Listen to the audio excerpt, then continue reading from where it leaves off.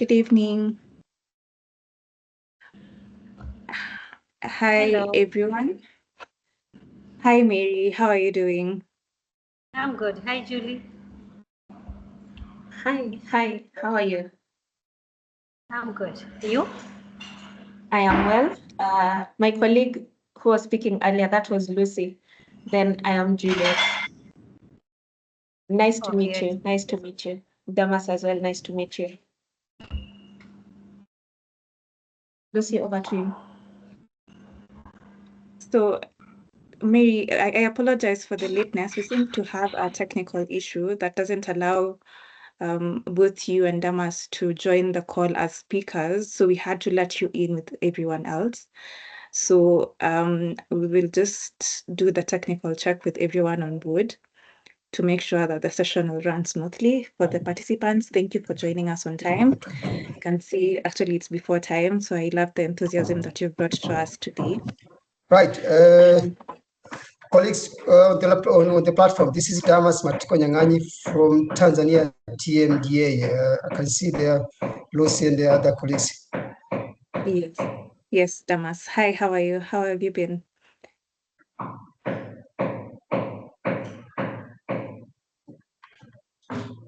Hello, Damas. Please confirm you can hear me.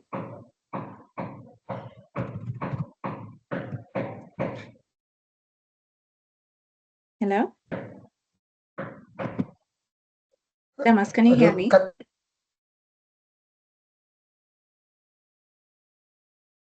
Hello?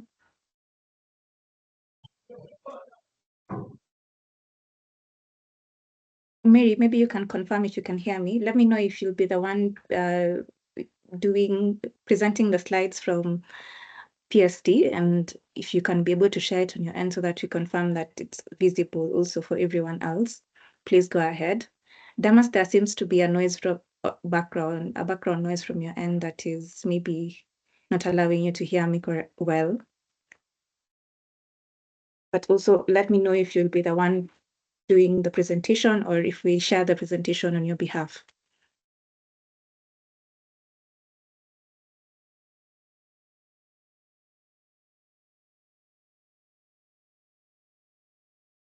Juliet, kindly stop sharing your screen so that Mary can get the chance to do a test. Because I know when one participant is doing it, the other one is not in a position to. Okay, she seems to have left.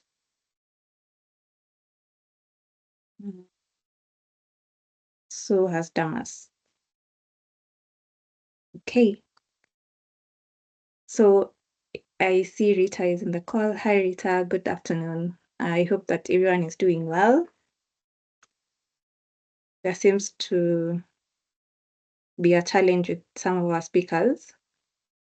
They're having an issue, so kindly give us a minute to check them, sort them out.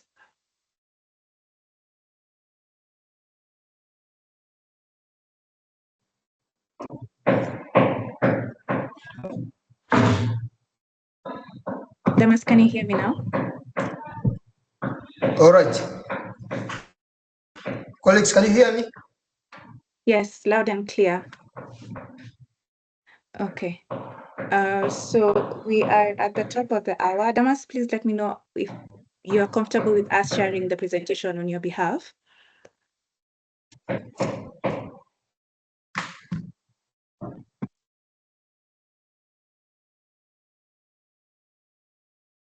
Okay, I can see we are 1 minute past the time. Good afternoon, everyone. Thank you for joining us here today. My name is Lucy Machocho. I'm the Technical Programs Assistant here at African Pharmaceutical Network and a pharmacist by training. So today we will be covering the session on real-world evidence and real-world data in enhancing pharmacovigilance in Africa.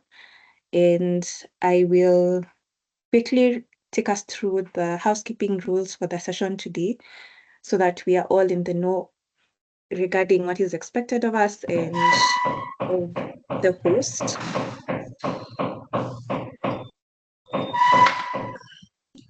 For the participants, I encourage you to use the chat. I encourage you to use the chat to let us know where you're joining us from and who you are, and if possible, share your LinkedIn so that we can be able to connect with you thereafter. Because this session is ideally meant for us to network, not just to come and learn as well. So our session today, as I've mentioned, it's on real-world evidence and real-world data in enhancing pharmacovigilance and patient safety practices in Africa. Could you move on to the next on the housekeeping rules? For our housekeeping rules, as you've noted, your microphones and cameras are muted. That is to enable you to minimize. This is to minimize any background noise. We apologize for the background noise. This is to minimize any background noise that will disturb the session. The session is also recorded, and the materials, the recording and the presentation that will be used here will be shared with you after the session. Use the chat feature to let us know where you're joining us from, your area of your sector of practice, the country, and if possible, let us know. If possible, let us know your LinkedIn, give us your LinkedIn as well, so that you can be able to connect thereafter. And while you're engaging, please be respectful of each other. Let's keep professionalism, because it's the reason why we are gathered here, that we are working together in the different sectors. And if you have any technical issues, my team is here to support. There's Juliet in the background, and I'll also be supporting with the moderation. For any feedback regarding this or any other sessions or any future sessions that you would like us to talk about, feel free to reach out to us on the email secretariat@africanpharmanetwork.net. And with that, I will hand it over to my colleague, Juliet, to continue by giving us a presentation on what we do as African Pharmaceutical Network. And then thereafter, Miri Kisima from the Pharmaceutical Society of Tanzania will also speak about what they do as a society. And then we'll head right into the session with Damas, and then have a Q&A at the very tail end. Juliet, take it away. Thank you. Thank you so much, Lucy. Good morning, good evening, good afternoon. My name is Juliet Ouma. I am the Programs Assistant at African Pharmaceutical Network, and it's a pleasure to have each and every one of you join us for this industry discussion forum this afternoon, where we will be discussing real-world evidence and real-world data in enhancing pharmacovigilance in Africa. So quickly, I will take us through the overview of African Pharmaceutical Network, who we are, and the kind of work that we do as an organization. So African Pharmaceutical Network was established in 2020, the backdrop of COVID-19, and it was out of the desire to address three key challenges that we had noted within the industry. These are limited local manufacturing in Africa, attributed to capacity shortfalls in the continent. The second was segregated and disjointed pharmaceutical systems, strengthening interventions across sectors and domains of the industry. And the third being a lack of a single platform to convince stakeholders and to chart a path for the future of the pharmaceutical industry. Therefore, APN was established as a network that brings together pharmaceutical professionals, stakeholders, and organizations working within the African pharmaceutical sector for the purpose of knowledge sharing, policy shaping, and innovation nurturing partnerships, leading towards reliable access to quality, safe, and effective healthcare products and technologies in Africa. So when it comes to limited local manufacturing in Africa, why this particular issue for us to address? Why this particular problem? So Africa as a continent is the second largest continent in the world, with 1.5 billion people, following Asia closely, which has 4.8 billion people. And as a continent, we heavily rely on imported products. And on the global scale, we manufacture only up to 3% of the pharmaceutical products. When you look at these statistics, we are putting ourselves in an issue where in the case of a pandemic or an epidemic, we are truly unable to ensure that our healthcare sectors continue to run well during these challenging times. Therefore, as a continent and as a network, we come together and ensure that limited local manufacturing is no longer an issue for us. We want to ensure that the pharmaceutical industry within Africa is capable, having skilled and qualified personnel working within different sectors, We need to ensure that we are investing heavily in research and development. We need to ensure that we have academic institutions and learning institutions where professionals can go and train and be able to upskill, therefore being equipped to take up on roles within the industry and be able to support the continent itself. When it comes to segregated and disjointed pharmaceutical systems, these are very much present within the continent itself. But as a network, we saw it best that it is good for us to come together and offer a unified platform where stakeholders working within different sectors can come together and work towards a common goal. At the moment, we see ourselves in the place where we have those who are working within regulatory, working in silos, those who are working within supply chain, working in silos, and yet they are working towards a common goal. But my question to you this afternoon is this: what if a challenge that you are encountering within your sector is not caused by your own sector, but it is caused by another sector? Yet the both of you are working towards a common goal. That which needs to happen is for the two sectors to come together and work together. When I take the case of Tanzania, I'm usually encouraged by this country because for them, they believe that there is unity. There is strength in unity, the power of collaboration. When we come together and collaborate, this is muungano. When we come together and collaborate, then we are able to go not only far, but to go further. And when we go further, then we are able to go to the farthest point that we are able to go. Then the third was the lack of a single common platform where stakeholders can come together and collaborate together. This is what we offer as African Pharmaceutical Network.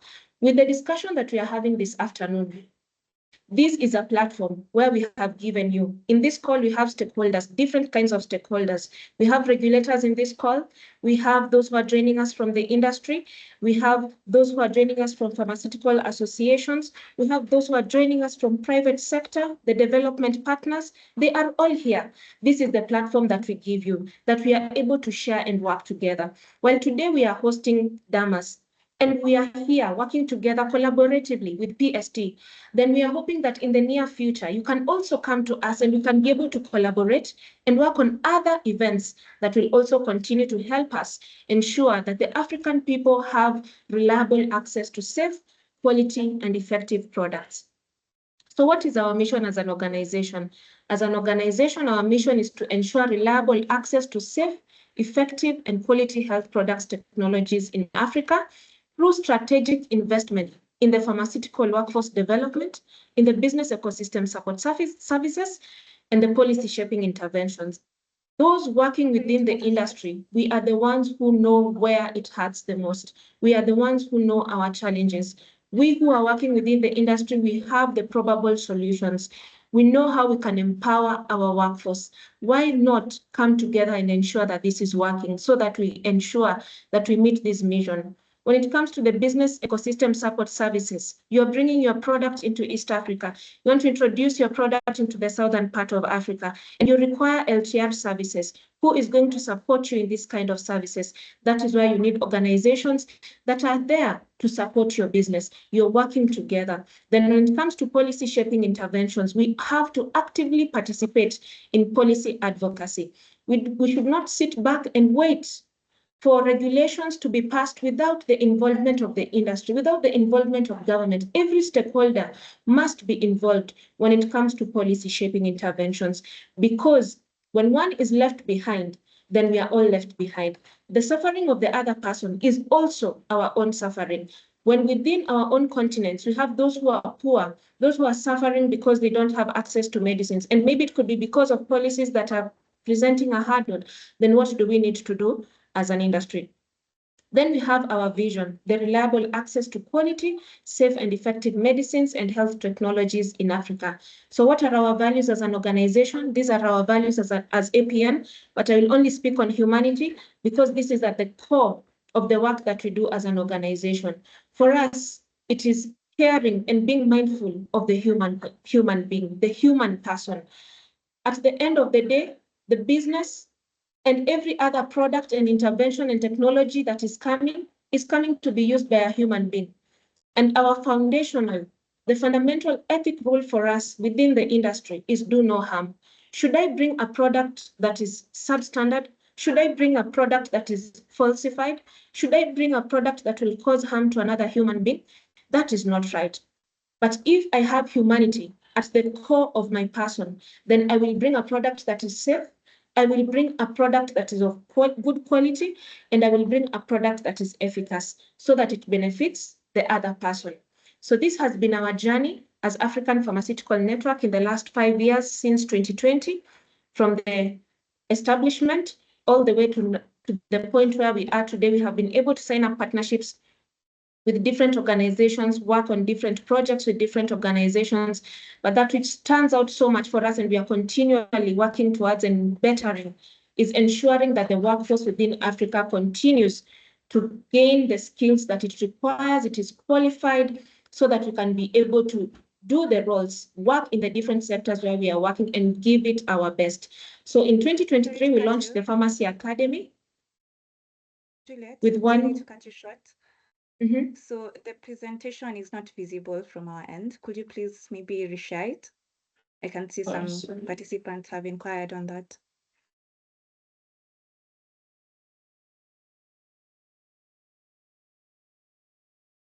Sorry about that. And now? Yes, we can see it now. All right, thank you so much. So this has been our journey since 2020 all the way to this point.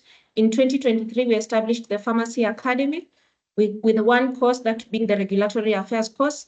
In 2024, we were able to scale up, and we currently have 3 courses, and we'll be rolling out more courses in the year 2025. So these are our services as an organization. We have the pharmaceutical workforce development, and in this particular pillar, we are able to execute our work through the Pharmacy Academy. Even the industry discussion forum that we are having this afternoon, it is through the pharmaceutical workforce development. Then we have the regulatory support services that we offer to you. You're bringing your products to market. How do you bring it? Do you require our services? We are able to give you the oversight that you require, including pharmacovigilance services. Then we have the business ecosystem support services and policy shaping and partnerships. So this is our advisory board. We have a leadership team as well, but this is our advisory board constituting of 3 individuals. That is John Paul Omolo. He's our board chairperson. He's currently working with Roche. And then we have Kirti Nasai. She works with Chemonix International and she's based in South Africa. Then we have Dr. Oliseyonam McDonald Nose, who's also our board member. In the management team, we're in the able hands of Dr. Odhiambo David while running the day-to-day businesses of the organization. And these are our colleagues as well. You can see Dr. Lucy Machocho, my colleague, who is in the call with us, and myself there. So we are also a membership organization. If you'd like to sign up for membership with APN, we have 2 kinds of memberships. We have the individual membership and the institutional membership. In both categories, they are then split into 2, where we have the student membership and then we have the professional membership. The student membership is catering for those who are still in school, pursuing their studies as well. And then we have for professionals, those who are working within the industry. Under the institutional membership, we have African institutional members. This is just for organizations that are based within Africa. And then we have the international institution members, where we have members who are joining us from outside Africa. So these are our courses under the Pharmacy Academy, where we have the regulatory affairs training, the supply chain management training, and the pharmacovigilance training. We kicked out cohort 1 trainings in January, and those are almost nearing completion. Right now, we are focusing on the cohort 2 enrollments, which are already taking place right now. So if you wish to sign up and train for regulatory affairs, supply chain, or pharmacovigilance, Lucy will be sharing the links with you on the chat. Feel free to enroll with us and we will be able to reach out to you with more details regarding your registration. On our partners, these are our partners whom we have been able to sign MOU with in the last 5 years. We have ISOP Africa Chapter, IFPMA, FIP, H3D Foundation, Bloom Public Health based in Nigeria, Empower Swiss, African Pharmaceutical Forum, Reculture, and the SPAC. While you can note, we have Empower Swiss. While we are working within the pharmaceutical workforce development, we are also working with other institutions who are also having the goal of empowering professionals within the industry. So we are not just doing this work alone, we are doing it together with others. And we encourage you to also come on board, be our partners, work together with us so that we can be able to make Africa a better place than what we found. So how can you engage with us? You can become a member of our network. You can partner with us on projects, or you can learn with us in our Pharmacy Academy. And with that, I have come to the end of my presentation, and I want to encourage each and every one of you to feel free to engage with us on the chat. Feel free to ask all your questions. We are delighted to have you join us for this call this afternoon. Over to you, Lucy. Thank you so much. Thank you. Thank you so much, Juliet. I will quickly move on. I see time is not on our side, so I'll quickly move on to Mary. Mary, if you're in the room, please take us away. She will be giving us a presentation on what the Pharmaceutical Society of Tanzania does. So as you all know, this webinar was in partnership or rather collaboration with the Pharmaceutical Society of Tanzania. And so we felt it was best that you also get to know what is it that they do and some of the works that they've been able to achieve so far. So Mary, kindly take us away. Thank you so much, Lucy. Please let me know if you can see my screen. In a moment.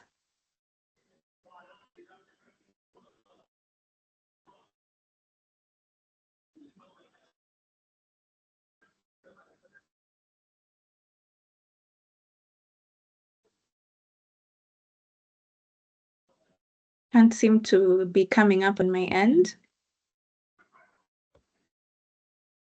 All right, it's coming up now. Yes, yes, please. All right, perfect. I can see it, yes. Thank you so much. Thank you so much, Lucy and Juliet. And good evening, good morning, good afternoon, everyone, from wherever the world that you are joining from.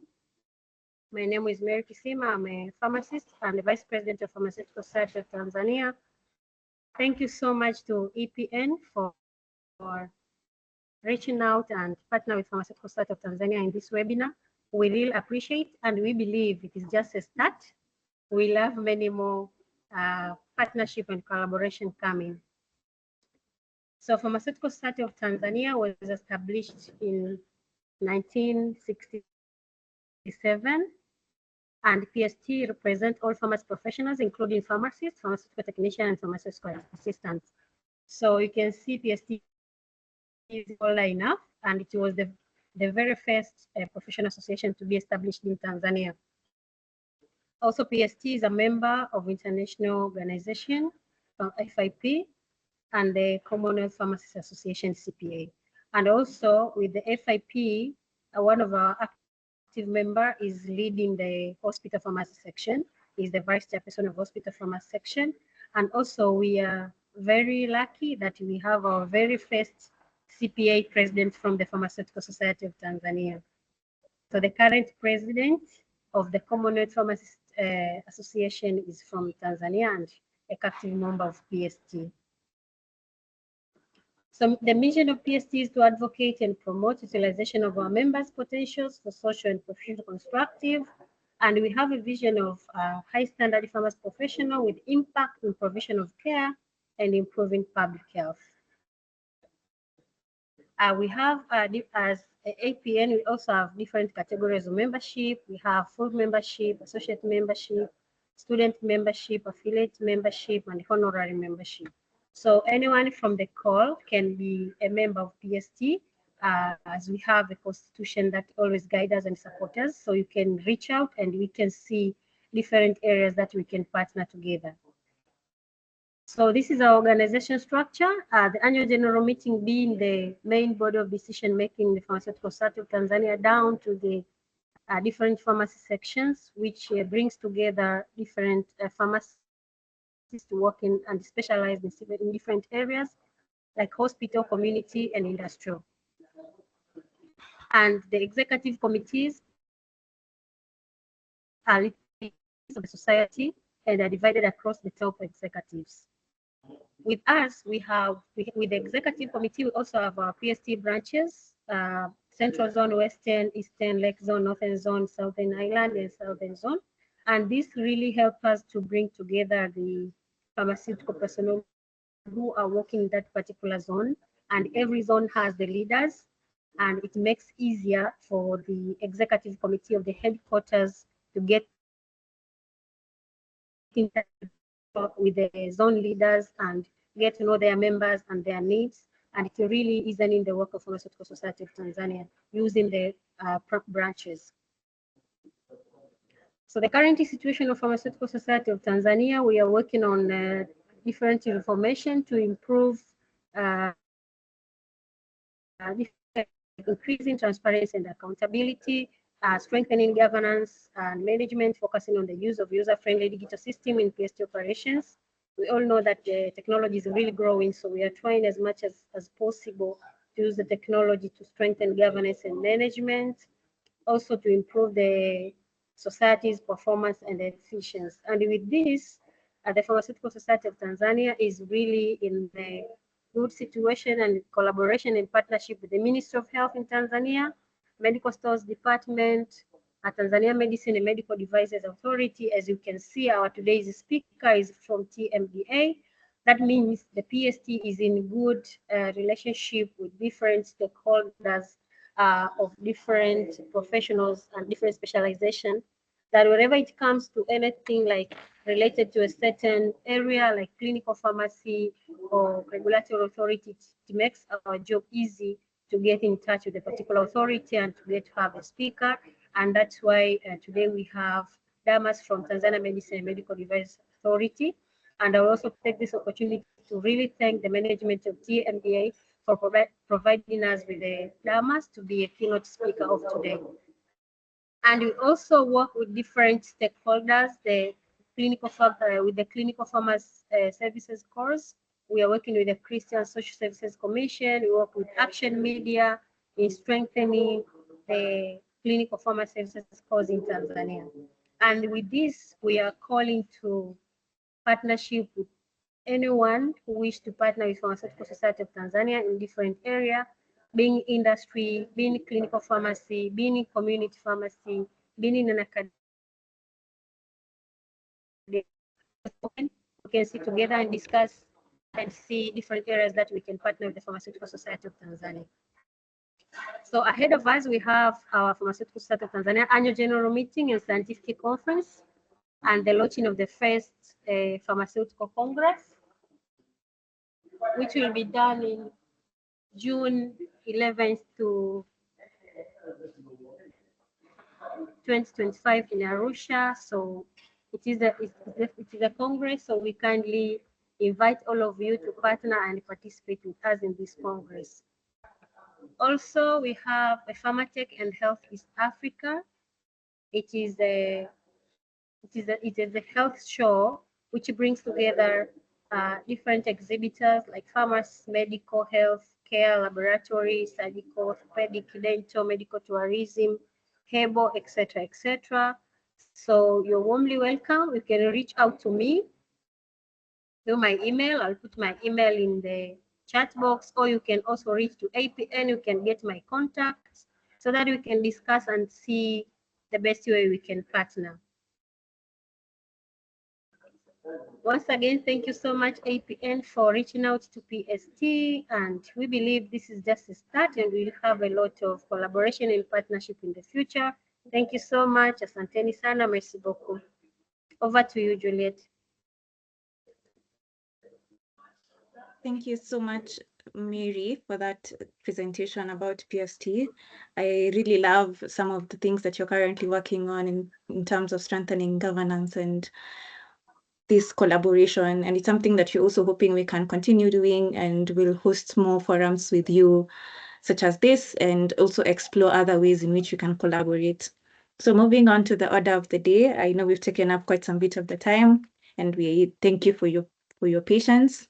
So moving on to the order for the day, which is the real-world evidence and real-world data and real-world evidence in enhancing pharmacovigilance and patient safety practices in Africa. So as we all know, when it comes to clinical trials, the drug is exposed to a limited number of patients, because the most amount of patients that it's exposed to are usually in phase 3, and it can be exposed to about 3,000 3 to 5,000 individuals. And with that, it's not really reflective of the situation when the drug is exposed to the mass population, which is composed of people with comorbidities and underrepresented populations, such as those with pregnant women and also children. So now we're looking at how can we be able to safeguard our patients better by using this new evidence generated upon exposure of the drug to the mass population, and ensuring that our patients are actually getting the quality healthcare that they deserve. And coming into this session, I'd like to challenge you, before we even get to Damas takes us through the presentation, I'd like to challenge you as to why you're here today. What is one key insight or skill that you're hoping to take away from this that will help you better serve your patients and improve their outcomes? Whether you're a pharmacovigilance specialist, you're in the clinical setting, what can you take away from this that can help you serve the patient better? And with that, I'll introduce Damas, and then he can take us to the order of the day. So Damas Matiko is the Manager for Clinical Trials Control and Pharmacovigilance at the Tanzania Medicines and Medical Devices Authority. His experience as regulatory expert spans over 18 years, of which 15 years he's been at senior managerial level, and he's a pharmacist by profession, holding a bachelor degree and Master of Science in Pharmacy. And in that capacity, he brings with him a vast hands-on experience in the field of pharmacovigilance and clinical trials in resource-limited settings like Tanzania. Damas, over to you. Yes. Chair, it's my pleasure to be invited to be one of the main speakers in this industry forum. Hope you are here. You can hear my voice right away. So, colleagues, good evening. Here in Tanzania, it's the evening, but good afternoon in other places, but morning in other parts of the world. Can you hear me, colleagues? Yes, we can hear you loud and Thank clear. you. Thank you. For the stability of the connectivity, I would recommend it to share my screen so that I'll be able to navigate easily, because sometimes when you share from the other end, there might be so. All right. Let's share my screen, my presentation, right? All right, just 1 minute, you're bringing it up for you. Yes, we're just waiting for the sharing of the screen. So I just want to thank you all, especially the organizers, the African Pharmaceutical Network and the Pharmaceutical Society of Tanzania. Mary, thank you so much. It's a pleasure to see you that you are now advancing the pharmacovigilance. Colleagues, pharmacovigilance is still a new, is still a gray area, especially in Africa context. That even in the curriculum is now coming up, it's now manifesting in the universities. Here in Tanzania, we have a program already with especially the master's program in one of the universities here. I know in Kenya also we have one university that's offering Masters of Science in pharmacovigilance. So it's still a gray area. So you should know that. But the good thing that, especially for the regulators, if you want to be benchmarked by the WHO, you must. Pharmacovigilance is one of the functions that is being audited. So I just want to share with you that kind of information, that the vigilance component is still a gray area, but it's now advancing in our continent. You had my biodata. My experience spans over 20 years as a regulator. I joined the TMDA over 23 years ago. So after hence I've worked in different capacities as a regulatory expert, but I've served also in the various functions. But right now, I'm the manager for clinical trials control and pharmacovigilance. Colleagues here, I will take you through a number of issues, but all in all, they're all geared to ensure that the data that we generate from the clinical setting, because when you talk of real-world data, real-world evidence, these are data from the healthcare systems, where we call it point of care. right? So I share with you my experience, but our country's experience, especially the TMDA. I just want to declare my interest that the TMDA has been benchmarked by WHO since 2018, and they were the very first regulator to attain maturity of 3, and you have been able to maintain the same even when we were benchmarked last year. Sorry, my voice is a bit, it's not good, but I hope you'll be catching me up. So we have the vigilance function has been regularly audited by the other benchmark bodies. I mean, especially by the WHO. And of interest to know that with our last benchmark by the WHO, the vigilance component emerged the maturity level 4 as a function, because this function, they can be benchmarked and given a score different, but the aggregate score for the institution will still maintain the maturity level 3, but with the vigilance component you have the maturity level 4. So you can see the kind of effort that you have put in. Thank you, God, for that. So now it's time to share with you our journey and so that you can appreciate, but also learn whatever you can take as a message back home. Next. The person is, yes.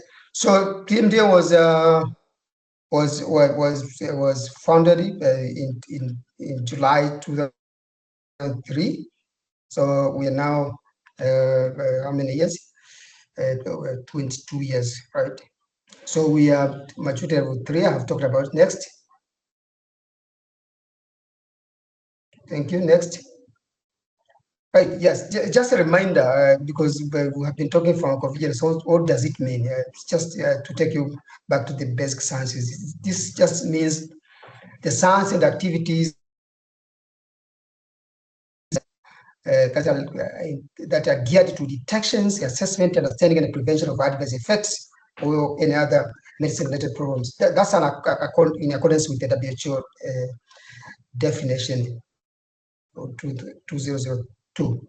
So as a country, we joined the pharmacovigilance way back in 1989. By then we were called, the regulator was called Pharmacy Board before it changed to TFDA and then TMDA. So in 1993, we became the official member of the WHO International Program, International Drug Monitoring Program, especially the UMC. So from that point, that's when we became members. So we subscribed to the UMC. Just a quick just a quick glance. Can you have a glance on what is the importance of pharmacovigilance? Suppose patient care, safety, but also it can help to change clinical profile of the medicines. So that once you get, especially issues like safety, I mean, efficacy issues and signal issues, if you're able to detect them, then you can improve the safety profile of the medicines or vaccines. Medicines have been focusing both vaccines and medicine, the pharmaceuticals.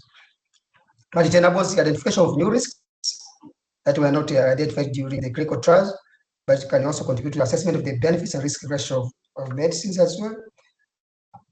Of interest, can help to detect substandard and falsified medicines.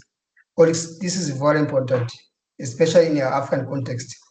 I had the very first speaker was talking about this, was touching the issue of and a bit of phosphate. So if you have a very robust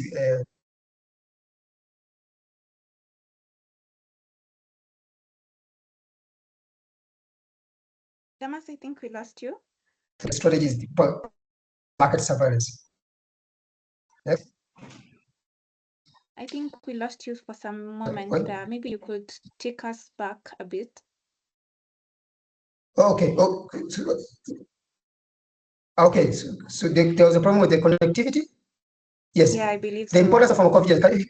Yes. Can you hear me? Yes. I just touched that it helps to improve patient care and safety, right? It's monitoring the safety of the products, but it also can help to change the clinical profile, the safety profile of the products. It can identify new risks. But of interest is the one that have the detection of substandard and falsified medicines, especially in African context. These are very important thing because the African continent, most of the countries around, they import their pharmaceuticals around 80 to 90% of the pharmaceutical that they are using in the public sector, they are mainly imported from, especially from Far East, India and China. So if you don't have a robust system that can help you to detect the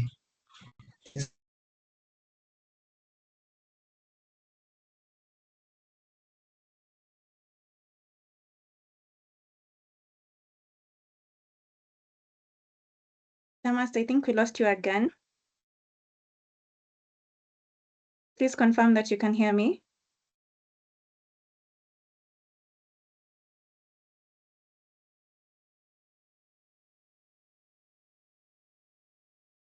Lucy, we can hear Hello, you. Damas.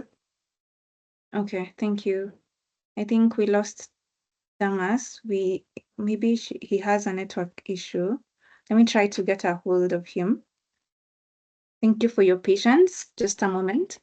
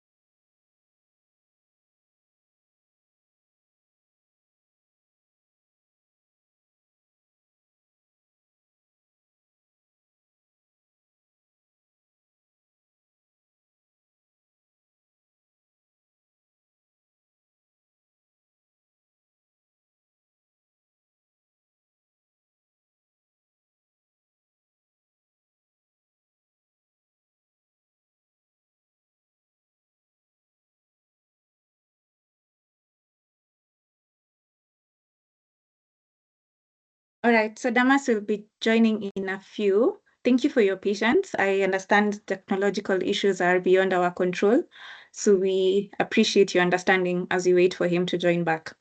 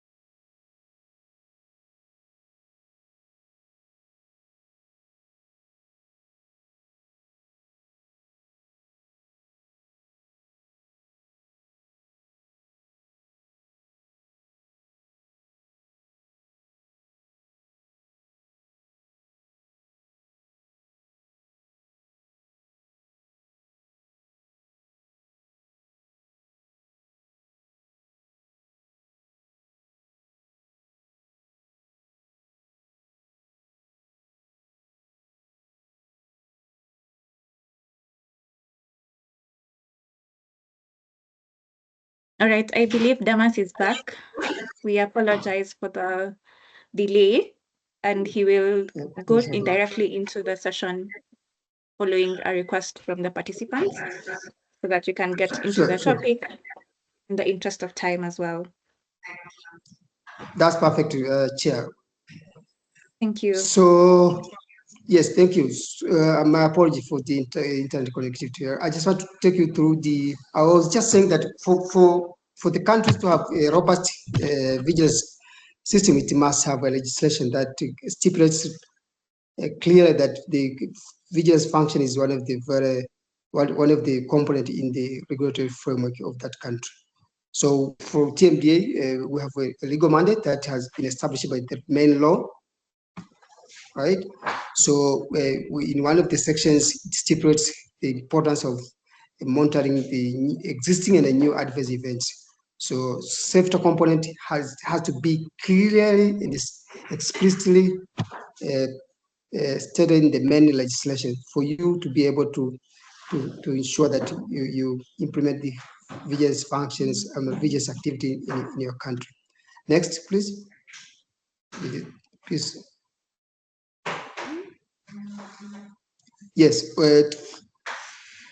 in the same context of the legal mandate, under the vigilance, we have also the so-called vigilance regulations. This clearly stipulates how the vigilance functioning on the activities should be conducted in the country.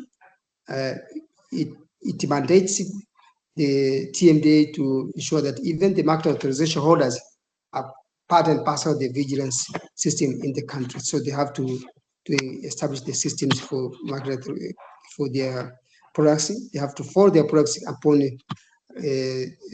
placement of their products in the market in Tanzania. So these include the manufacturing both the domestic and the foreign, and even the market, their technical representatives. That's the market authorization holders. Again, also the regulation requires the inspection of the market authorization in Tanzania, but also the mandatory reporting of adverse events. This is the very important point that we should also embrace. In Tanzania, reporting of adverse events by healthcare workers, public health programs, all the players in the pharmaceutical sector is mandatory. The same regulation also stipulates clearly that we should, especially the market authorization, should submit the PSUR. The PSUR, these are product safety update reports, and the RMP, these are risk management plans for the products that have been placed in Tanzania. So colleagues, these are very important issues that we should take on board, especially when you want to establish a robust vigilance system in our countries. Next.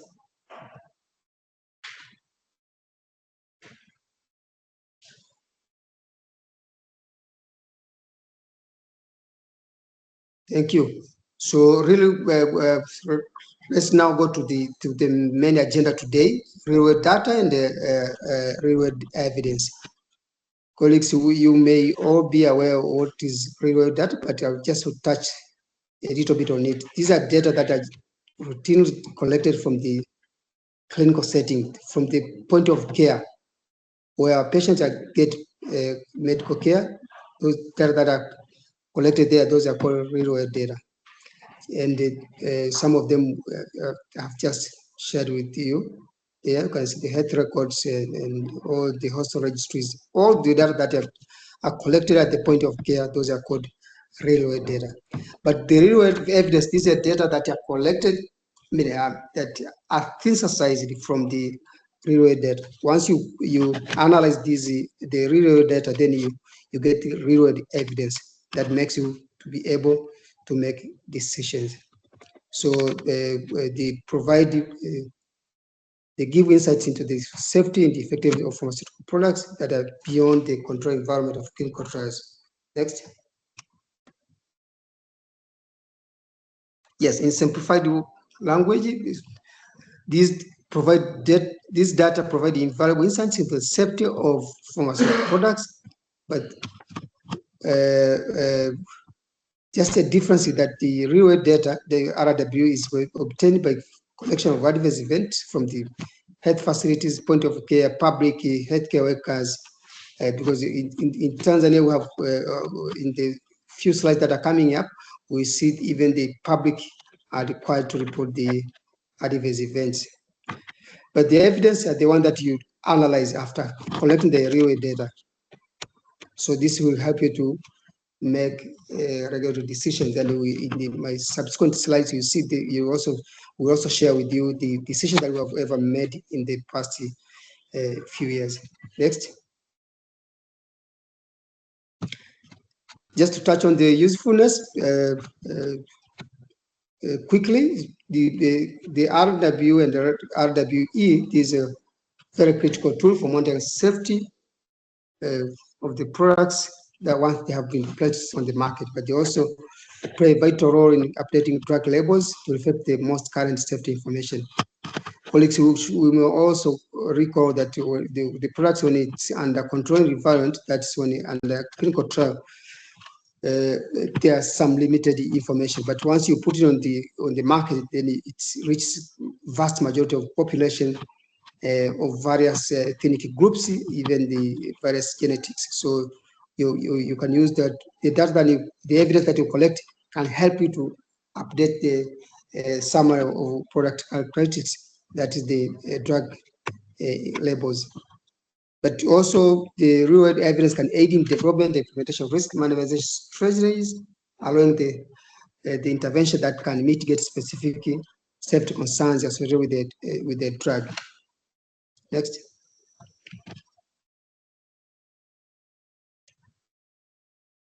Right. I just want to show how powerful the RWD and RWE, how powerful they are. The importance is that they give you a comprehensive patient representation, unlike clinical trials. Colleagues, you should also remember that these two data, because the product is present on the market for masses of people across the world, so you are likely to have enough information from various groups of patients, including those who are not part of the clinical trials, especially the vulnerable groups like children and the pregnant women. So, but also they help you to monitor. We call it longitudinal monitoring of patient experiences. Long-term monitoring of safety, because you can monitor it for a long period as compared to the clinical trials. So this allows for detection of rare or even delayed adverse events that were not that did not surface during the relative short duration of clinical trials, but also can help to compare effectiveness and the risk-benefit assessment. Again, this can help in signal detection. We'll also touch on this as well in the subsequent slides. Next. Right. How do we generate the real-world data? I'll just share our experience in Tanzania. Given that the vigilance component or TMDA is maturity of this, you have to take a number of interventions that can help you to generate the real data. Otherwise, you cannot be able to collect them. One, what we do the training of healthcare workers from the grassroots level, right? We also do the community engagement, community sensitization. We also do supportive supervision. Once we train the healthcare workers, we also go into the field at the point of care and give them some supportive effort to ensure that they do the right reporting, especially the quality of data that they are reporting from time to time. Again, we do the public education campaigns. We go to the community, to the media, various means we use. We conduct some radio sports or TV sports programs where we air out a number of programs that are again, to create awareness on the importance of reporting adverse events or real-world data. We also do quality audit and performance evaluation. We'll also touch on how do we do this. Next.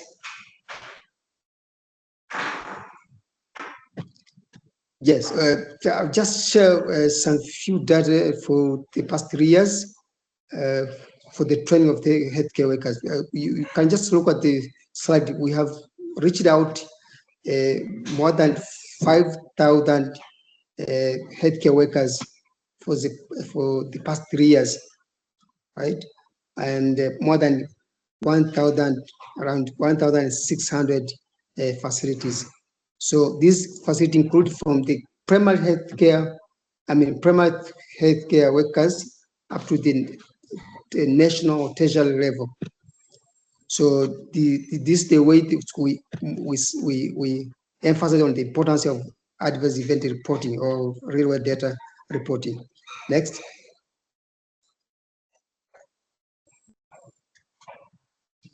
Colleagues, next.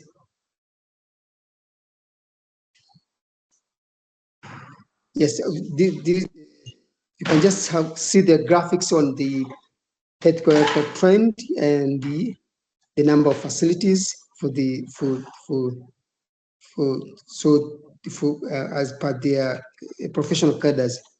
You can look at the pharmacists, the number of pharmacists, the number of nurses, and the clinicians and the other groups. As well as you also have compared the facility categories. We have dispensaries, health centers, and hospitals. So you can just look at for the number of years. So you see the as per category on the left bar charts or histograms. The professional cadre that are mainly covered at the especially when you go to the lower level of healthcare facilities are the nurses.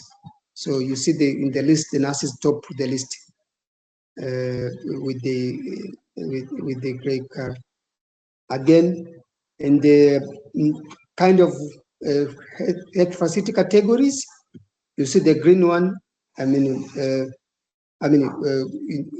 The dispensaries are the main facilities that especially the rural setting where people access their health services. Next.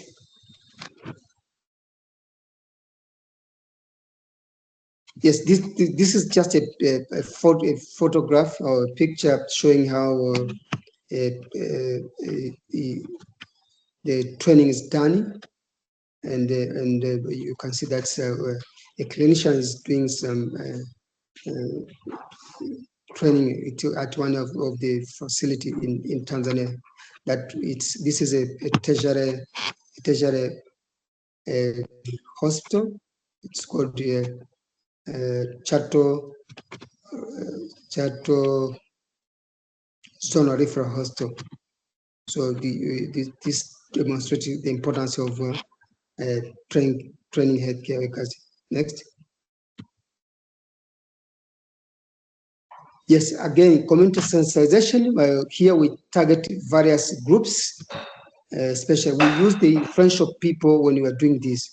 We go to even to public auction marketplaces, open markets, colleges, schools, and other groups. So we focus so that you see the community. These are the people who are mainly affected by the use of especially the use of medication. You know, especially in the African context, the very first point when you get sick, especially in the communities, you go to a drug shop.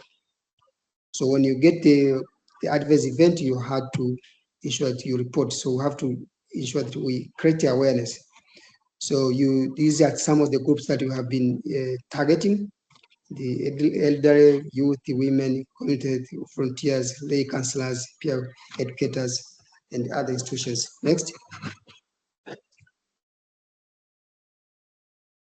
And these are the data that we have showed.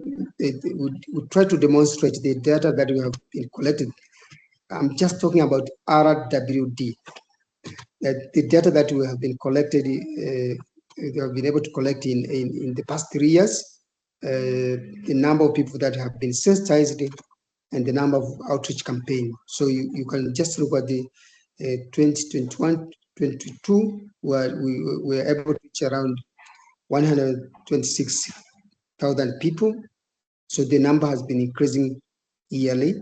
So for the last 3 years, we have been able to reach out around 500,000 of the community members. So this is the continuous business with the TMDA. We are using various means. This is the means that we go to the field and not using the radio spots or radio programs that are where they can be reached every place in this country. Next. Right. This is the same data, but I've tried to show in a pictorial presentation by pie charts. The number of outreach campaign on the left side and the number of people sensitized every year. So you see there's a progressive increase year after year, the number of people that we sensitize so that they can voluntarily report the adverse events so that we are able to capture the RWD. Next. Yes, these pictures show the on the left and the right hand side, you see some of the TMDA staff. You can see the billboards on the left hand side picture. You can see the billboard on the far left corner. Yeah, that's one of the TMDA staff called Dr. Sylvester Mudunda, was trying to educate and provide some kind of sensitization to a group of small-scale entrepreneurs on the importance of reporting adverse event in one of districts in Tanzania. Mary knows this place. It's called Makambako. Makambako is it's on the highway towards southern part of Tanzania to Zambia. So you could these are members of the community who were trying to reach them out to sensitize them on the importance of reporting adverse event. On the right hand column, right hand of your slide, we have another person called Jacobo. He was also reaching out to the community. This is the Maasai community. You can just look from, if you're able to see, you see these people are wearing the Maasai attires. So we also reach out even the marginalized groups, the Maasai or all the nomadics in this country. We call them marginalized groups because they move every time they move from one place to another, with their livestock, with big heads of livestock, especially searching for pastures so that they can feed on their livestock. So we do this so that we can also ensure that we get the reports from even those kind of communities. Next. Right. Another approach is supportive supervision. I've just touched this, that in the last 3 years, we were able to reach out around 285 health facilities from 19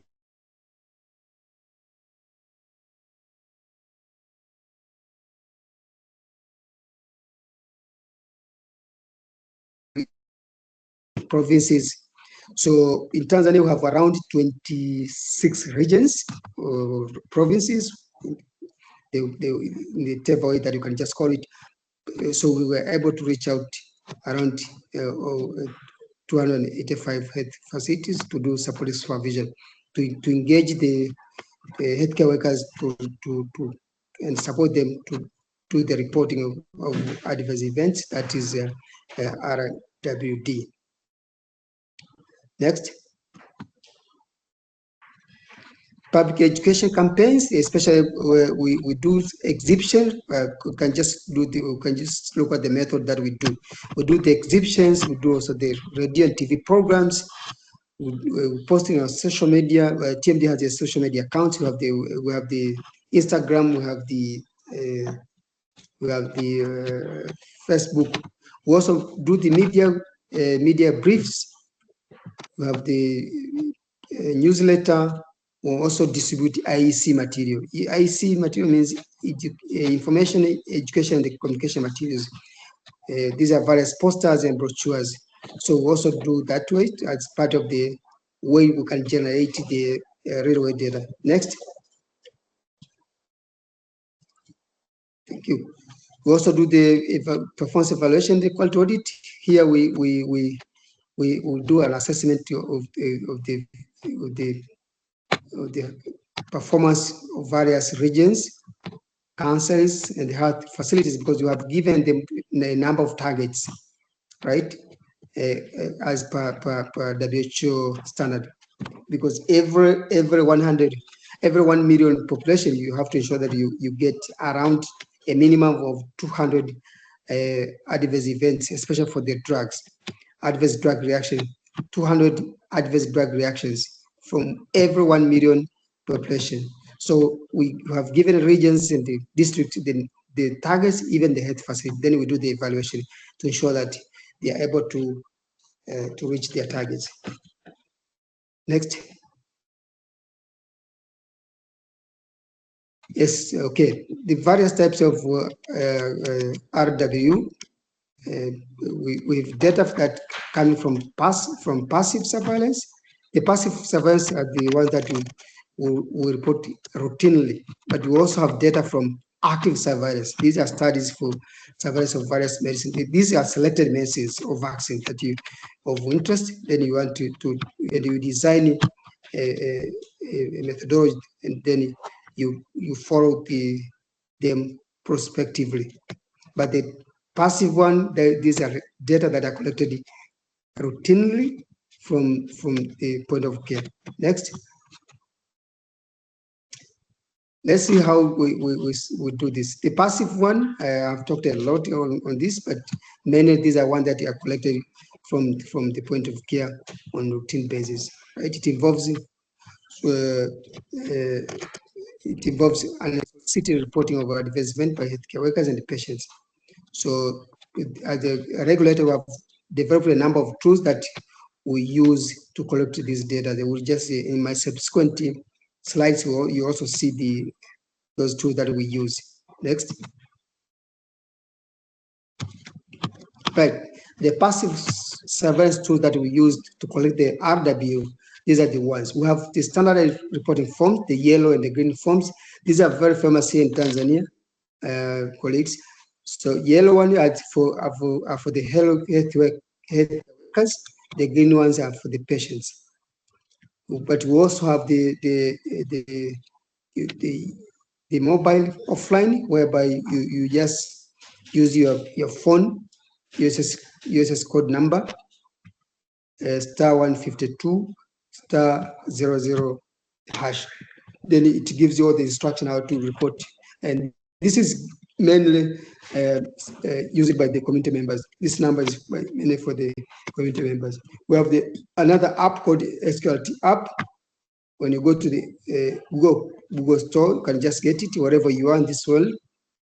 But also TMDA website, where you can also report. We have a toll-free number, but we also have a web, SQLT web.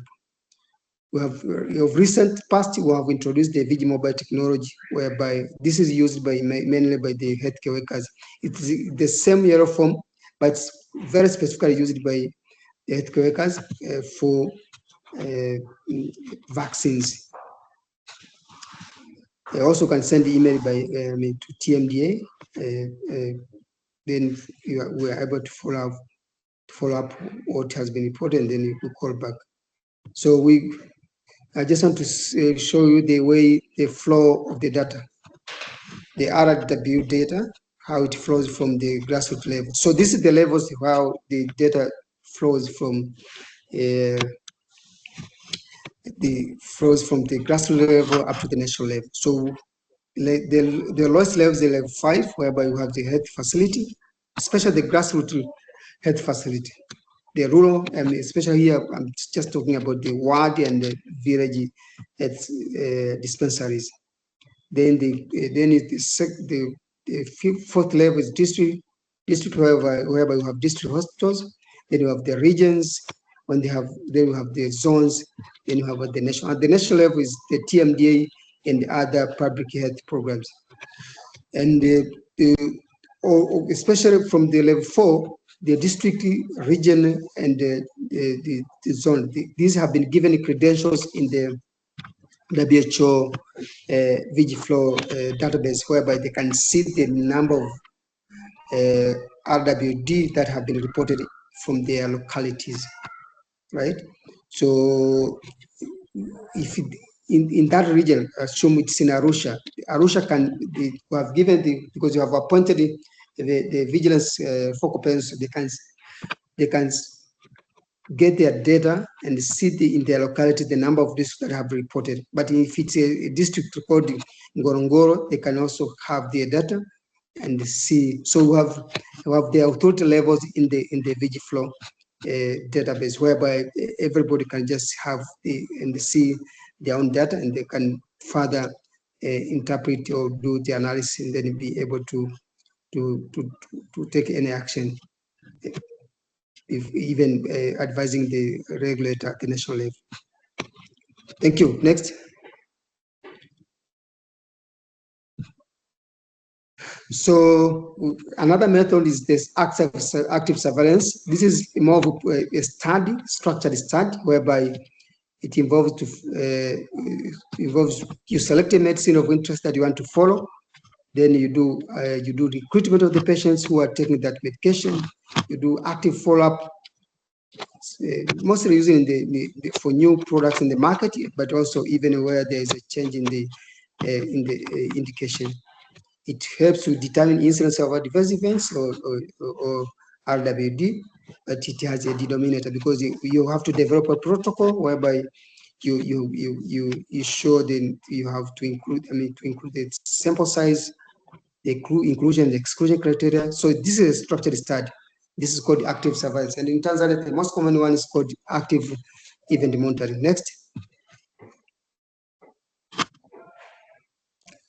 Some of the common methods and some of the active methods are these ones: center sites, registries, case control studies, cohort event monitoring. But in Tanzania, the main one that we use is called cohort event monitoring, whereby you make your cohort, that's your sample size, then you start the prospective follow-up of the study in a specified period according to your protocol, and the protocol has to be approved by relevant bodies, including the ethics body in Tanzania, that's NIMRI body. Thank you. Next. What are the supporting structures that we have in the country? And this should apply even in other parts of the world. If you don't have structures, the governance structures that can guide how you could collect the RWD, then you can be able to have a robust system. So this hierarchy gives you the mandate to ensure that the data that are collected even at the grassroots level can reach the national level. So just a quick glance of the supporting structures. This one that you have also touched in the previous slide, but of importance is the investigation teams that I just want to share with you. But also we have the pharmacovigilance focal persons at health facilities, especially from the district level, the regional level, and the referral national zonal referral hospitals, and the national level. So we have various focal persons in different health facilities. For in Tanzania, we have over 180 district facilities, and each district health facility has a vigilance focal person. They are appointed. I just want to make it to stress it. They are appointed pharmacovigilance focal person at district health facility. But we also have investigation teams, colleagues. When there's a serious adverse event, you have to ensure that it is investigated and you are able to take actions. We also have reporting tools. Next. This is a schematic diagram for the supporting structure that I was just describing in the previous slide. Next. Yes, the achievement that we have been able to register in the last 3 years, especially for the RWD, the real world data, are these ones. For the last 3 years, you can see we have exponential growth of data, both adverse event following immunization, IFE, and adverse drug reactions, ADRs. So you can just look at the numbers. The last year, we have been able to have a exponential growth of data that were collected from the point of care. The IFE, we were able to register over 10,400 adverse event following immunization. With the adverse drug reaction, ADRs, the last year, like we are just using financial years, not calendar years, colleagues. In the last year, with the ADR, we were able to register over 14,700 reports from the point of care. So you can see there have been exponential growth of adverse event reporting, or RWD. Next. Again, from the market authorization holders, as I pointed earlier in my earlier slides, that we also require the market authorization holder to report their safety data, especially the PSUR. These are product safety updates, and the RMP. So there has been also an increase in these reports, especially in the last year. You see the PSUR has grown. Thank you. Next. Next. Now I'm just touching on the evidence, because once you have the real world data, then you have, when you process them, you get the right information that can give you and you interpret, then you can be able to can guide you to take a number of actions. With the generation of the RWE, with TMDA, because we did the active surveillance of one of the products for malaria, especially when it was introduced around 10 years ago, artemether and lumefantrine, this very famous called ALU. We were able to publish in one of the papers. If you take that number, these are open source papers. The DOI number, you can just get that paper. Again, the deutography, we also did the active surveillance and the common method cohort event monitoring, CEM. We also did a publication with that number. So the deutography, it was published in one of the very famous journal called Nature. So, but 2 manuscripts under development. When we introduced the COVID use in Tanzania during the COVID-19 pandemic, in Tanzania we used mainly the Janssen vaccines. We also did we're now developing manuscript because we did some cohort event monitoring or active surveillance of the vaccines. So to gather safety data. We also have another manuscript that we also under development. If things go well, we also expect to ensure that we publish it. So we have the Pivaken. This is it has been of interest in the last 2 years.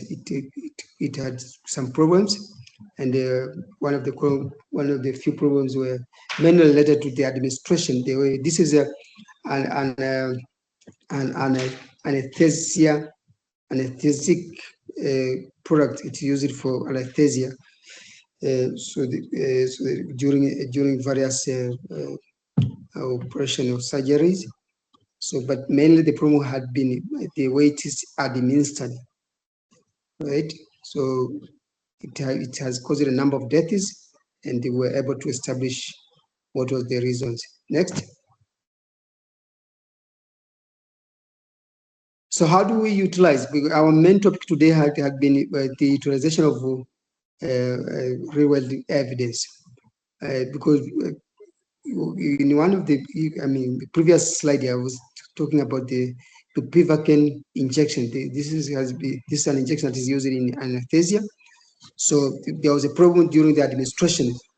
So one of the regulatory decisions that was taken was to develop a guideline for the administration of this medication during surgeries and operations, that so that it cannot be a problem, because in most cases the personnel who used to administer this, they had inadequate training. So the ministry, in collaboration with the Society of Anesthesiologists of Tanzania, they had to take action whereby upon advice from TMDA, right, they had to take action whereby they had to develop a guideline for the administration of this very specific medication. So this is one of the regulatory action that was taken because of the safety data that were collected during the use of this product, bupivacaine injection. Next. Safety signals. This, if you remember, touches some of the safety signals. Because safety signals were detected after assessment of RWE that were collected. Some of the decisions that were made are these ones that we have shared right here on the screen that you can see. The product was chlorophenic injection, signal was palpitation, so we had to withdraw that product during that time. Ketoconazole tablet, signal was liver injury, right? The source was the WHO publication, but therefore the product was withdrawn at that time. Cefotraxone injection, here in Tanzania is very famous by the name PowerSafe. One of the signals was difficulty in breathing. So the source was the spontaneous, this is more of a passive, spontaneous reporting system. So that was applicable to a certain batch. So that batch was detained. We had also extortion injection, whereby it was purported that it lacked effectiveness. It was not efficacious. So it was from this. The source of data was the passive surveillance. The investigation went on. Vancomycin, palpitation and sweating. So the decision was, the advice was given on how to administer it, just like the way it happened with the bupivacaine injection that was used for during anesthesiology. Next. What are the limitations, especially when you want to ensure that you want to get enough RWD, real data? The most common one is the underreporting. This is across the globe, across the continent, especially where less effort has been put in place. This is the major drawback. Some of the reasons are the complacency, whereby people don't see the importance, but diffidence, whereby there's a belief that when you report an adverse event, you should only do it if there's a certainty, or you are sure that is related to the use of a particular drug. Next. Another one is ignorance, whereby the people believe that it's only necessary to put it's not only, there's a belief that it's only necessary to report serious or adverse drug reaction. Means so the minor adverse drug reaction are not reported. So the reporters or the healthcare workers just report the ones that are not common, right?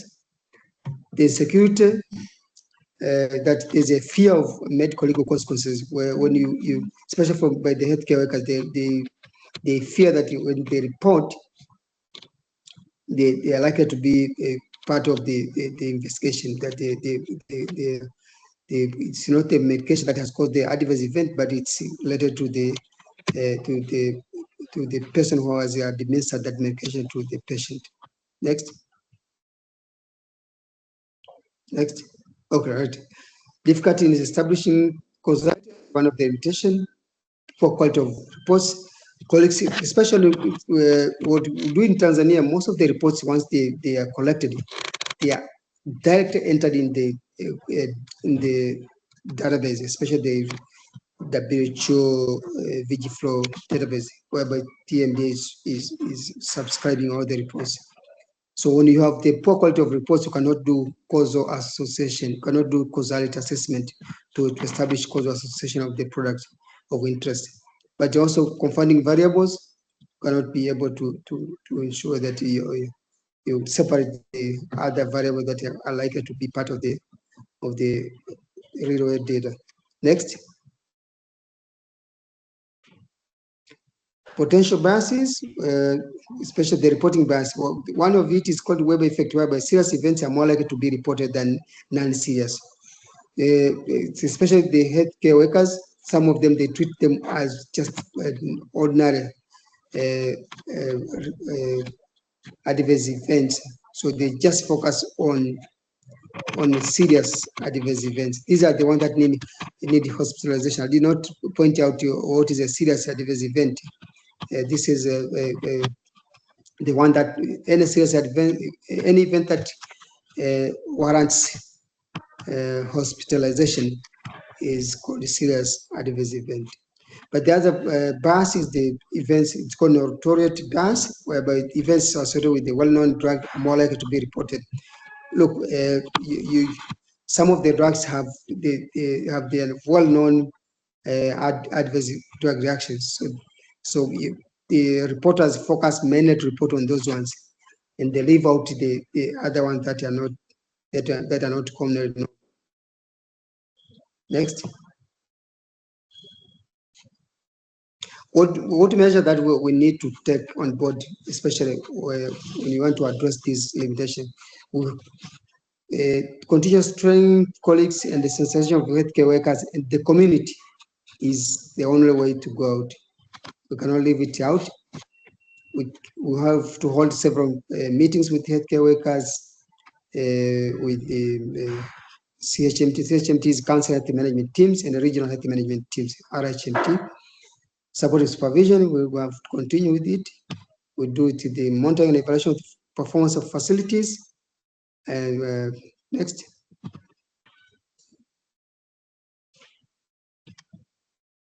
We'll just keep on recognition of the best performing facilities in the councils and regions as a way to motivate people who are doing very well in their localities. So we do this by giving them a recognition in terms of a letter to appreciate what they're doing, but also special training to people, to staff who are doing a very exceptional job in their facilities. But we have keep on introducing various electronic tools. Of recent, we introduced the Vigi mobile technology, whereby we do away with the paperwork. We use the app that you can download in your PC, the laptop, or your phone.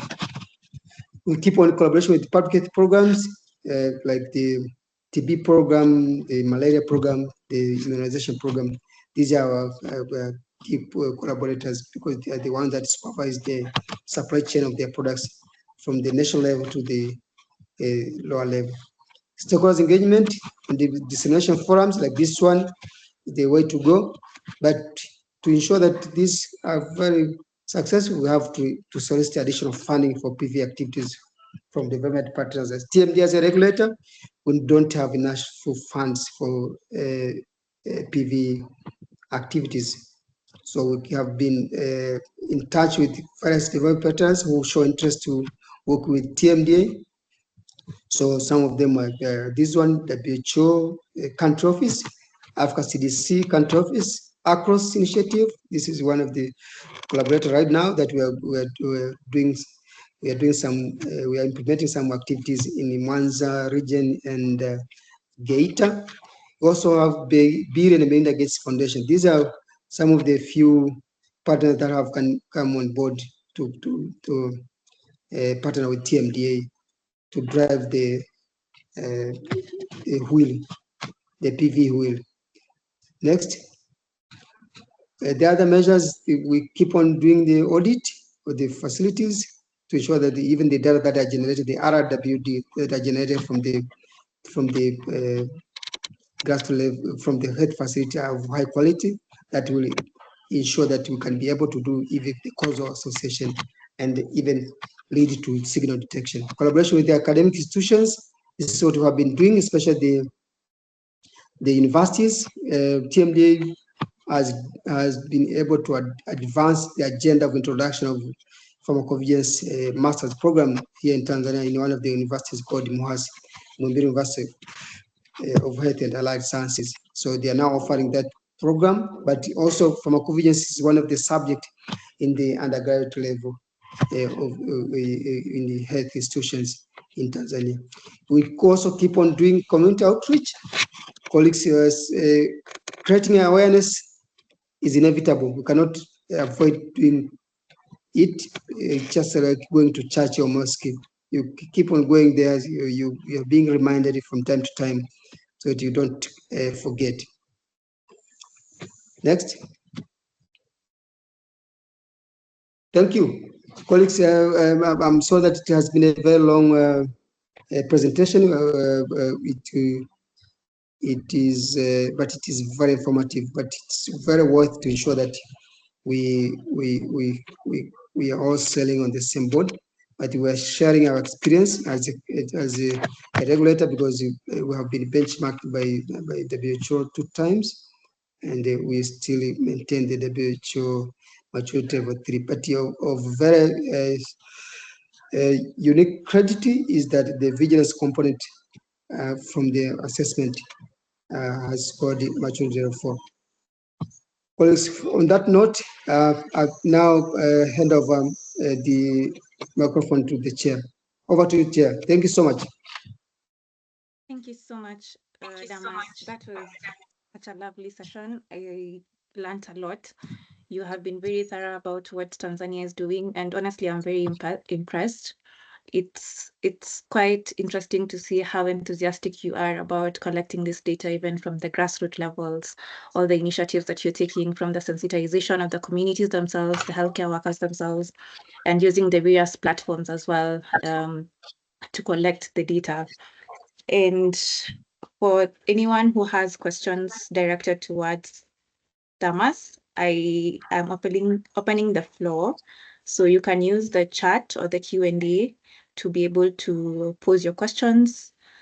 Meanwhile, I have some questions on my own. I mean, I have so many, but I'll just try to keep it brief as well so that I don't lock out anyone from the participants, because this is ideally their session. I usually don't like talking a lot in the sessions to try and give them the opportunity to raise their concerns and issues with their practice. So you mentioned something to do with how you ensure the quality of data that you're collecting is actually reliable. And you mentioned something to do with pharmacovigilance audits of the healthcare facilities. And I'm trying to wonder, how does a TMD also ensure quality and reliability of the data that is collected through the passive surveillance methods? Do you have that in place? Because I think from my understanding with the pharmacovigilance audits and at the healthcare facility, that's for more of active surveillance. So maybe you can correct me on that and clarify a bit. Yes, Chair. So are we taking one question after another, or we take a round of questions, then we give responses? Okay, I think I can give you the questions that I had, and then you can take them as weight for the rest from the participants. That's what you prefer.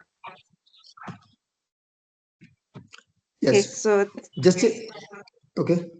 Go ahead.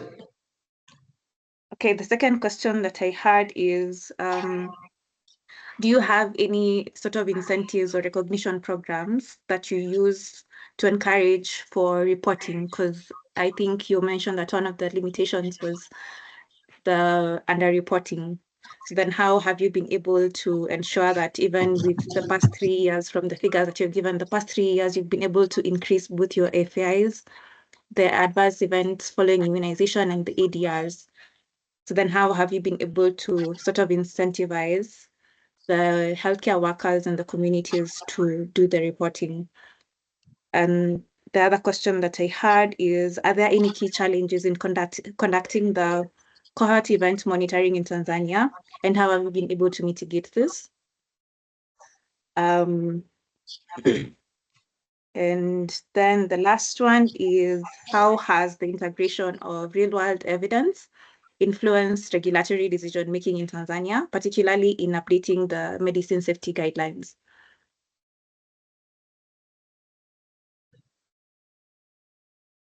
Thank you. Hope these 4 questions wanted me to give some responses.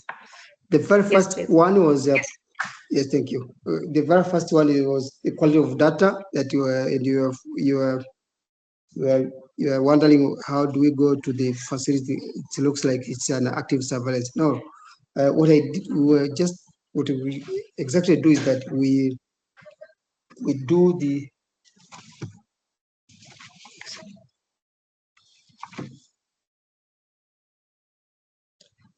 yes.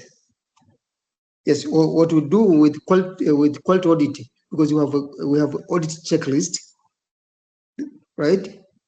That encompasses procedures and then a number of variables that we focus when we do the audit of the healthcare facilities. And in the same line, we also do supportive supervision. What I mean by supportive is that we ensure that when the healthcare workers in their facilities, when healthcare facilities in their facility, in most cases, sometimes they because of the workload, especially at the grassroots level, the lower level facility, there you find in one facility you just find 2 or 3 staff, so the work level, I mean the workload is very high. So when we go there, we support them, we guide them how to do the reporting. Because if you don't do that, you may have over 1,000 report, but the quality of report is very poor. When you do the screening, out of the 1,000, you're likely to have only 200 reports that are eligible for sharing with the global community. Because with the WHO Vigiflow database, you before you commission, before you share with the global community, you have to ensure that you do the quality assurance. So you are likely to, if you don't support these people, especially at the facilities, you are likely to have many reports, but of poor quality. So and you cannot use them. They cannot longer. You cannot do any synthesis from those reports. So that's why the initiative we introduced in the past, and we're still going with it. But with the audit, we ensure that everything they have in place, with the whatever they are supposed to have in place, because it's just what PV system is also part of the quality management system. So that's why we do quality audit to ensure that the facilities are they have suitable environment that will support them to collect data and then share them with the regulator. Because when they collect the data, they have to do some entry from they do some entry in the Vigiflow from their locality, because they have been given access to do the entry directly to the the Vigiflow. With the IFE right now, we don't use even the papers. What we do, we use the application. That paper has been converted into app, the software. You can download it in your phone. Then you do the entry of the data in the phone. It doesn't matter whether you have data. That time you have a bundle in your phone. Whenever if you don't have access with the internet, well, what you connect with the internet, then the collection is real time. Incentives for or recognition for facilities that are doing very well. Colleagues, what we are doing is one of the we don't focus for financial incentives because this will not sustain. You cannot be able to sustain it. What we want to do is the facilities that are doing very well. Whenever it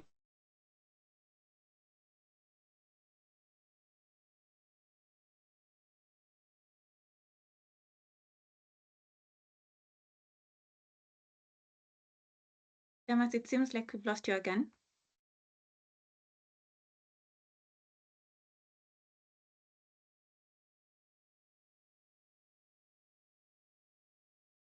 Damas, please confirm you can hear me.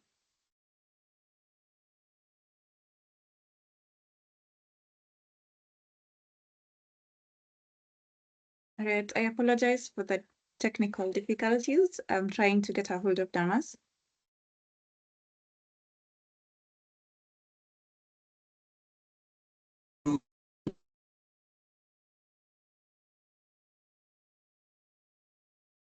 Damas, you're still breaking. You can say I think you're here, but the network connectivity seems to be giving you a challenge.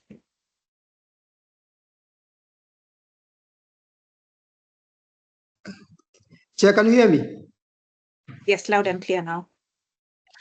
Thank you. Yes, I was just talking about how to incentivize the individuals who do their work very well. That one of it is we take them on board when we do training to other parts of the country. They become TOT, trainer of trainers.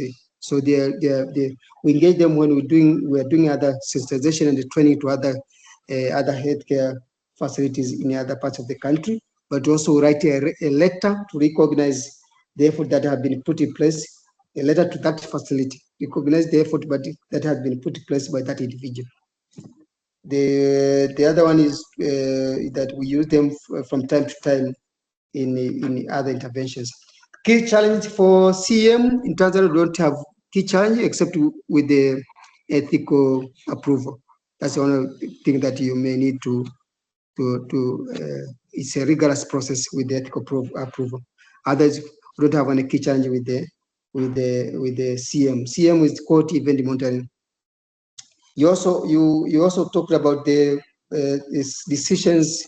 I hope you did not see my slide, but you also touched on the decision that you have ever taken using the RWE, the real world evidence. One of the decisions that you have been able to take is that okay, you are talking about whether it has changed the safety profile or the safety data of one of the products. But mainly the one that we have been able is to the development of a guideline on how to use a bupivacaine intrathecal injection, whereby the ministry we advised the ministry how to and they took action to develop a guideline for the products that has caused a number of deaths as well. But the other action that we took, they withdrew several products that did not have, that had concerns, as I shared in my slide. So I can read some of the questions on the screen. This is Agnes. Yes, let me. Chair, can you allow me to read the question and then be able to respond? Yes, that's okay. I can also support in reading the questions if that's okay with you. Right. Okay. Thank you. Okay. So Omari asks, total trained healthcare workers in one of your slides is around above 500,000. Is the reporting rate proportionate to the number trained? Absolutely. I think if you remember in one of my slides in the last year, we had a very exponential growth of the adverse event reporting. And this has substantiated our vigilance function to have a maturity level for an WHO benchmarking. Next. Right. Next is Senior. She says, heck off for the bupivacaine. I have seen complaints in Kenya too. Do you disseminate summaries of ADR and IFE reports to healthcare workers and the public? And are these available online? What are the thresholds for detailed investigations of ADRs or IFEs? And do you identify complaints touching on product quality, such as lack of efficacy due to poor handlings? So come again. Heck off for the bupivacaine. I have seen complaints in Kenya too. Do you disseminate summaries of ADR and IFE reports to healthcare workers and the public? And are these available online? What are the thresholds for detailed investigations of ADRs or IFEs? And do you identify complaints touching on product quality, such as lack of efficacy due to poor handlings?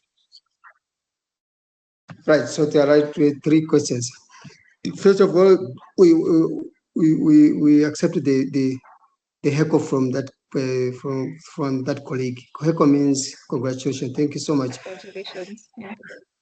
Yes, and the issue of sharing the reports with the community. I mean the member of the public. Yes, we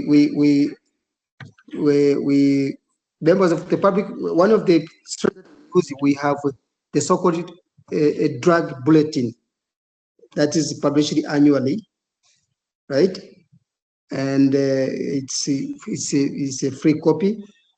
That's one of the approach. But you also have media briefs whenever you have a very serious issue, like what it happened with the bupivacaine. That you also have website is one of the sources that is also available to the public. But with the healthcare workers, whenever there's an issue, also write directly to them, especially with the efficacy component. Yes, with the efficacy, because the efficacy is more related, can be related.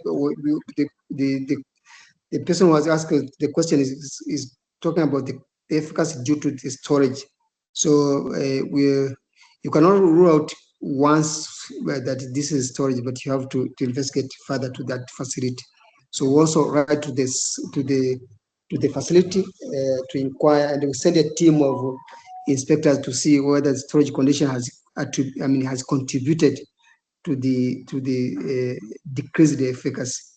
So, but one of the issues also, we also take samples if it's efficacy, because efficacy may not also related only to the storage, but also possibly there's something like substandard product or counterfeit. So we therefore also take samples, we analyze them in our lab. I just want to declare that TMDA laboratory, quality control laboratory, is a maturity level for laboratory. It has been pre-qualified by WHO. So the tests that we conduct here and the results that we issue are undisputable. You cannot dispute them. So we do the investigation using structured checklist, whatever, if we have those kind of complaints. Next. Thank you so much, Damas. Noela says, you mentioned that TMDA regulates quality and safety of products, including herbal medicines, but in many areas of Tanzania, they are widely used and marketed in many different parts, such as streets, buses, local markets, etc. Yet their safety profiles or proper use is unknown. I recall a case in one hospital where a boy developed kidney failure after using a herbal product. Can you help me understand how does TMDA play a role in ensuring the safety and proper regulation of such herbal medicines to prevent cases like this? Thank you so much. This is a very interesting question, and It has been asked several times.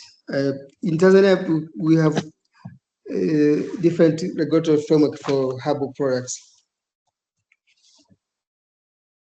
So people fail to differentiate between herbal from traditional medicines, right? In Tanzania, that you see that are sold openly, like you said, in the open markets and the other places, other public places, those are called traditional medicines. You see the Maasai, I know even in other parts of the country, especially Kenya, they also, the Maasai, they sell the so-called traditional medicines, right? So people, most of the time, they confuse the traditional medicine, the herbal medicine. For us, a herbal medication that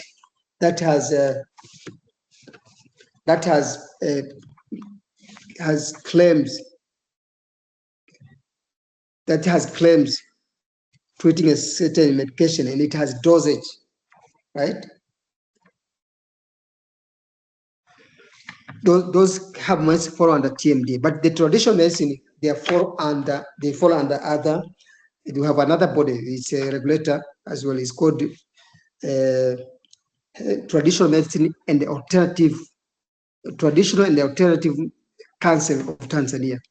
So those people that you see roaming around in even public places, in transport vehicles, in buses, and other public carriage means they fall under the traditional and the alternative medicine council of Tanzania.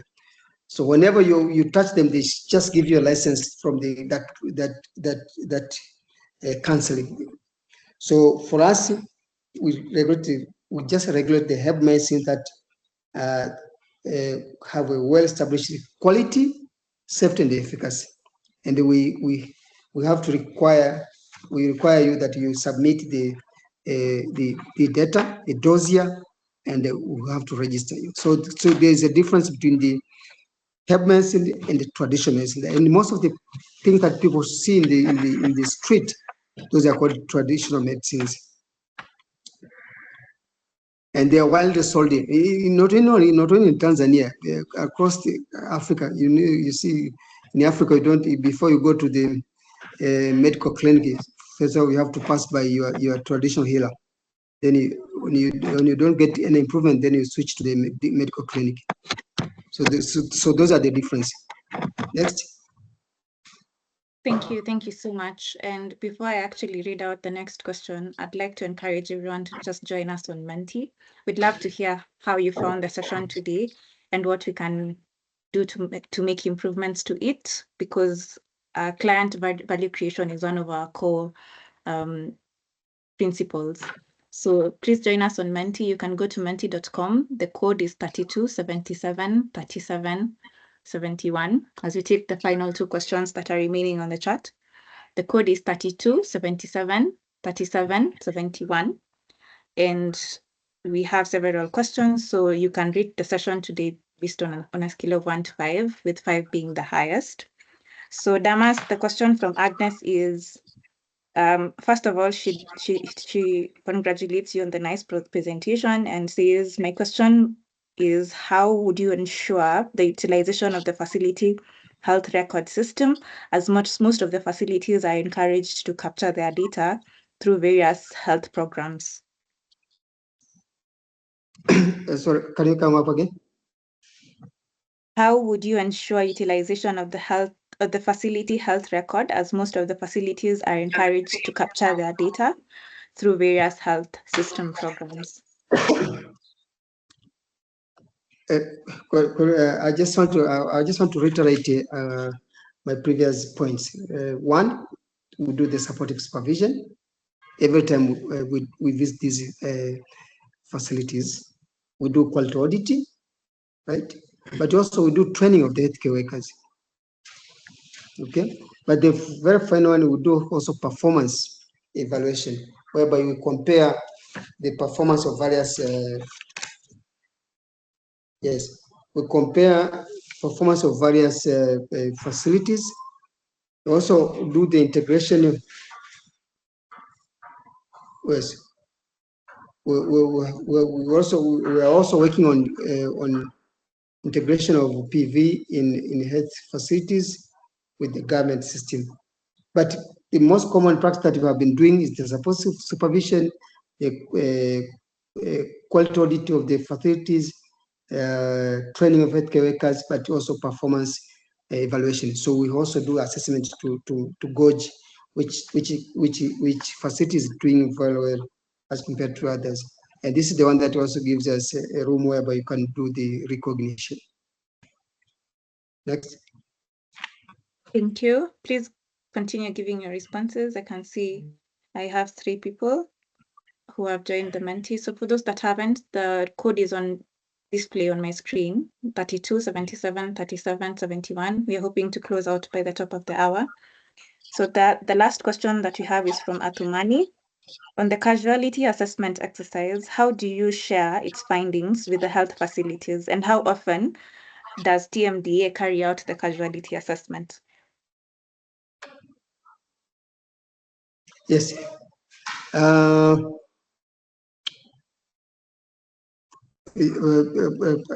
me put it in this way. The causality assessment is done using this algorithm. First of all, we do the investigation. So the adverse event, whether it's an ideal or F, that has been reported by a very specific facility up country, there's a team of investigation. And this is the requirement according to WHO principles. There's a team of investigation that has been appointed by TMDA at the district level. That team is composed of 5 people. Some of them must of different cadres. It must include clinicians, a pharmacist, a nurse, a laboratory staff, and others. So before you do the causality assessment, you must first do the investigation of the adverse event. And take note that this is only applicable to the serious adverse event. Minor adverse event, they're not part of the causality assessment. So you do the investigation. From there, you establish whether there are enough data to proceed with the causality assessment. So that team, when it does the investigation, then it sends the investigation report to TMDA from any corner of this country. So then it sends the investigation report to TMDA.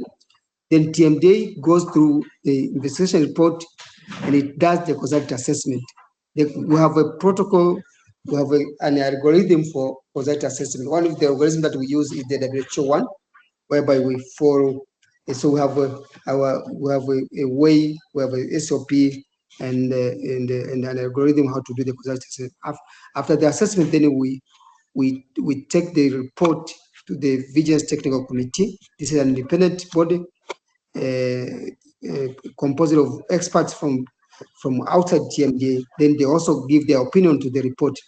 From there, then we take action, including sharing it with the facility where the adverse event occurred.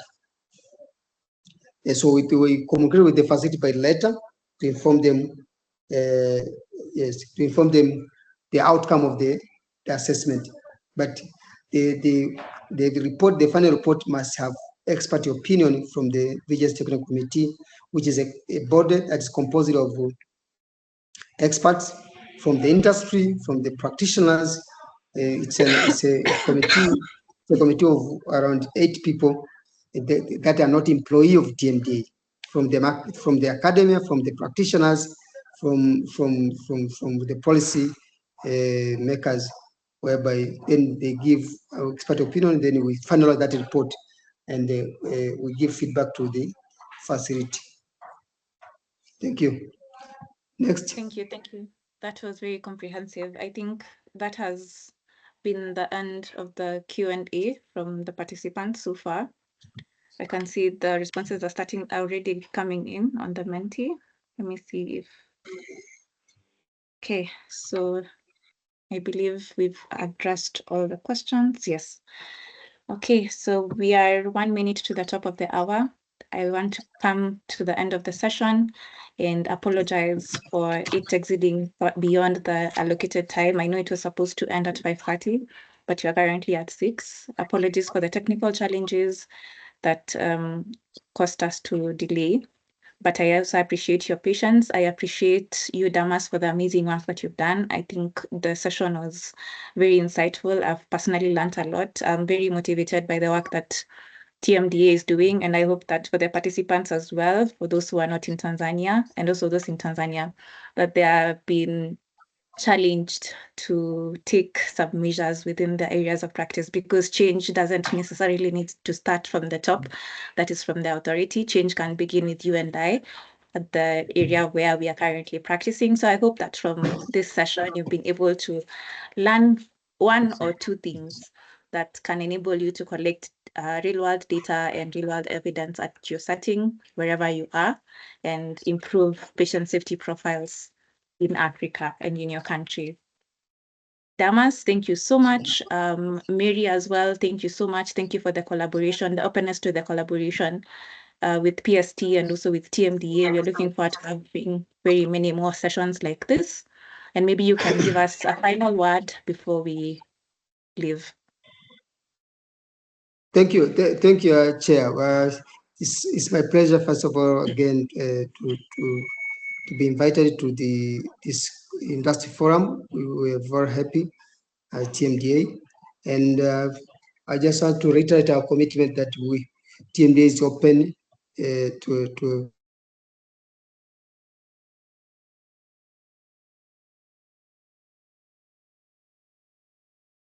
I think we lost you again, Damas.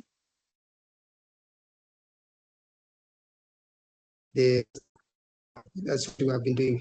The other issue, I just want to make a call upon you that APN, you are invited to visit TMDA so that you can also learn, because I have seen that you have a number of courses that you have introduced under the African Academy. You go to African Academy, African Pharmaceutical Academy. So you can take your students here for the hands-on learning, right? The vigilance function here is one of the very robust function. So you can just take your students for just a study tour, but hands-on learning. They should also come and learn how to do the assessment of do the consultant assessment, but also the assessment of PSUR, RMP, and other factors.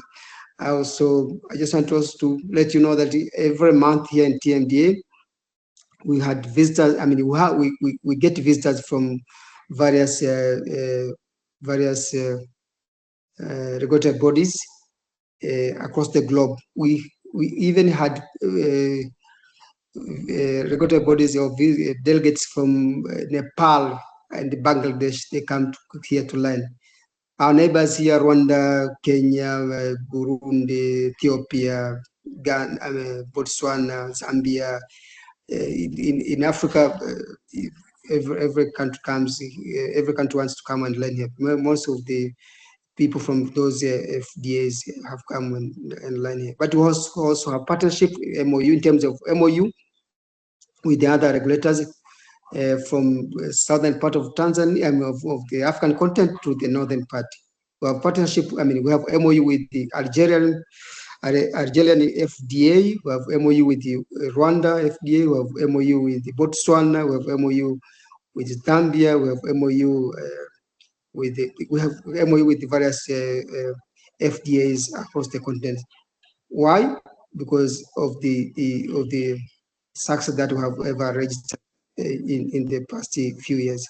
But what we'll do is not only to use what we do is we leverage the success that we have to show that even our collaborators, especially our counterparts in the continent, also get the skills that we have already accrued for the past few years. So on that note, I hope that you also have another session so that you can share the knowledge on pharmacovigilance. As I pointed out earlier, is that pharmacovigilance is still a gray area, especially on the African continent. You see some of the African countries, they don't have even a separate FDA. They are now at the infant stage. Some of the countries, most of the time, they come even here to learn how to establish a law governing pharmacovigilance. So you see a country doesn't have a legislation, a major law, a major legislation that have been passed by the parliament or by the National Assembly to govern how pharmacovigilance will be conducted in that country. So we have that disparity as a continent. Even within the East African community, we have that disparity. Right now, in East African community, it's only 2 FDAs that have maturity level 3 of the WHO. We have TMDA. Of recent past is the Rwanda FDA. We have supported Rwanda FDA for around 3 years, and they have been able to mature to register and mature at that level of maturity of 3. So we have that disparity. So sharing this experience will help us to advance the vigilance issues across the continent. We don't want to be in like an island. We cannot operate in isolation.